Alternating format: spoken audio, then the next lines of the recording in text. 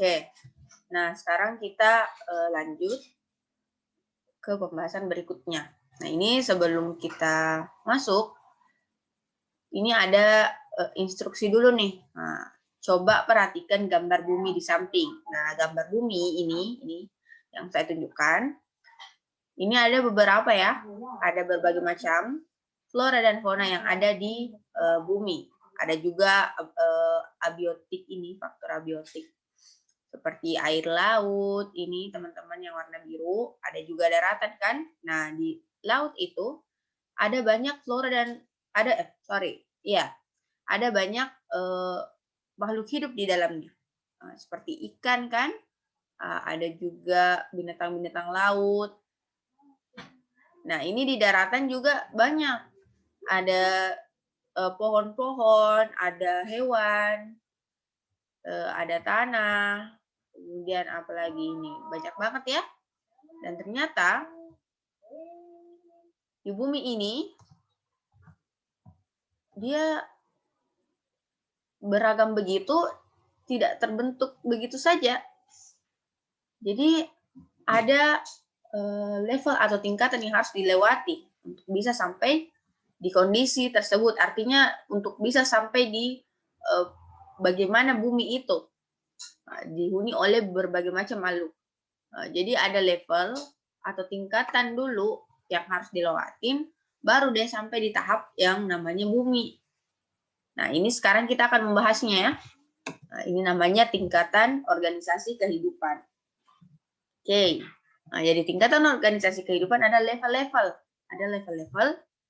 Sama kalau teman-teman main game, itu kan ada levelnya kan, mulai dari yang paling mudah dulu, level 1, sampai dengan misalkan level 10, itu udah master banget di situ. Udah pro banget lah istilahnya. Jadi ini kita mulai dari yang paling sederhana dulu sampai yang paling kompleks. Itu tingkatan organisasi kehidupan. Nah, ini yang pertama itu ada sel.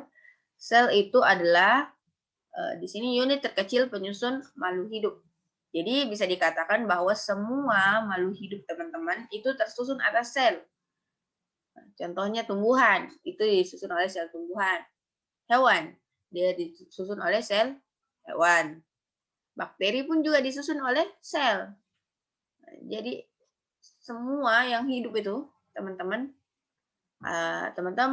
saya, kucing, anjing, semut, itu semua tersusun atas sel. Pohon-pohon yang teman-teman lihat sekarang, daun-daun, bahkan itu semua dari sel.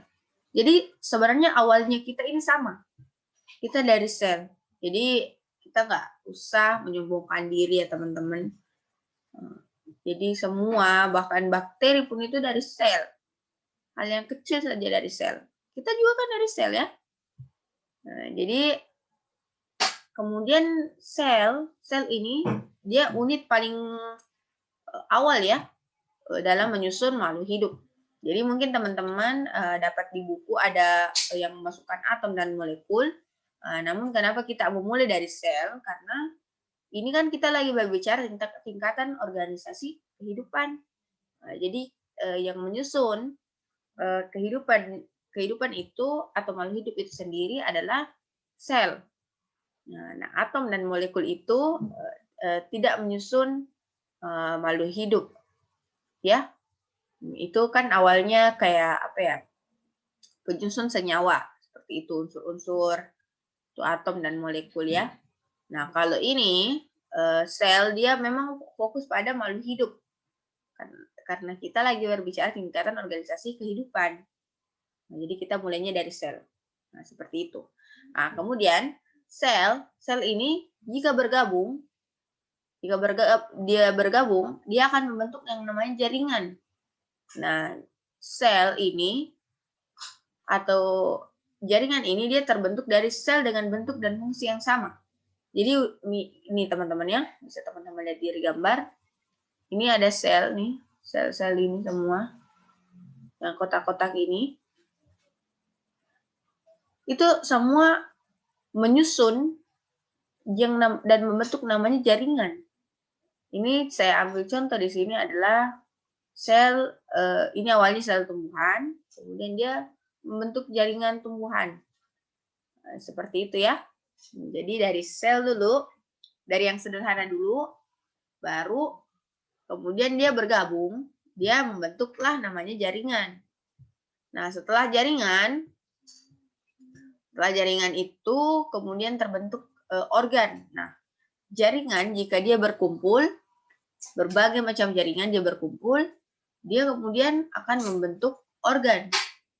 Nah, jadi tadi itu kalau selnya dia sama, kalau jaringan itu sel dan sel yang bentuk dan fungsi yang sama, itu jaringan. Nah, kalau organ dia berbagai macam jaringan. Jadi jaringan yang berbeda-beda, tapi satu tujuan. Contoh, organ lambung. Nah, di situ ada berbagai macam jaringan. Tapi fungsi lambung itu sendiri fokus pada bagaimana dia mencerna makanan. Nah, seperti itu ya teman-teman. Jadi perlu dipahami bahwa dari jaringan itu udah ada perbedaan sampai di organ. Di mana kalau di jaringan dia sel dan selnya itu sama, tapi kalau udah di organ, di situ udah ada variasi dari jaringan. Di sini ada kumpulan berbagai jaringan untuk menjalankan fungsi tertentu. Itu contoh organnya tadi, lambung, jantung, usus, hati, seperti itu. Nah, kemudian ketika organ ini ketika organ berkumpul nih, dia akan membentuk yang namanya sistem organ. Nah, beberapa organ dia berkumpul untuk saling bekerja sama. Nah, jadi contoh dari sistem organ adalah sistem pencernaan, sistem pernafasan, sistem apalagi sirkulasi. Nah, saya ambil di sini contoh sistem sistem pencernaan ya. Nah, sistem pencernaan itu kan tadi saya ambil contoh lambung, organnya kan.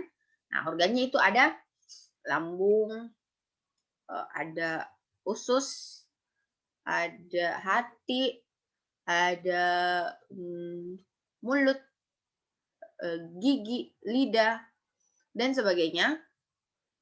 Itu berkumpul. Nah, itulah yang membentuk sistem organ. Jadi organ-organ itu berkumpul dan dia bekerja sama untuk mewujudkan yang namanya sistem pencernaan. Jadi seperti itu ya teman-teman. Nah, jadi tadi organ kemudian kalau berkumpul dan dia membentuk yang namanya suatu sistem, contohnya saya ambil di sini sistem pencernaan. Nah, itulah salah satu contoh dari sistem organ. Jadi dia saling bekerja sama. Nah, kan karena pasti di sistem organ kan contohnya sistem pernapasan, antara sistem pernapasan dengan sistem pencernaan itu kan ada perbedaan organ ya yang menyusun. Nah, itu. Nah, jadi sistem organ adalah kumpulan berbagai organ yang saling bekerja sama dan dia membentuk sistem. Seperti itu. Kemudian, nah kalau sistem organ sudah bergabung, dia akan membentuk yang namanya individu. Jadi tadi ada bukan organ lagi yang bergabung, tapi sistem organnya. Sistem organ tadi contohnya pencernaan kan, sistem pencernaan. Nah, kalau udah ada sistem pencernaan, sistem pernafasan, sistem sirkulasi, sistem reproduksi, sistem hormonal, nah itu akan membentuk yang namanya individu. Individu itu adalah kamu atau saya atau dia. Nah, itu adalah makhluk hidup tunggal ya. Jadi jumlahnya cuma satu. Jadi nggak bisa dikatakan bahwa individu itu adalah kamu, saya, dan dia. Itu kan udah 3 tuh. Nah, kalau berbicara tentang individu artinya satu orang. Oke? Bukan satu orang aja. Satu hewan, satu tumbuhan, satu bakteri, satu jamur. Nah, contohnya seperti itu. Itu namanya individu. Nah, jadi individu itu terdiri dari berbagai macam sistem organ.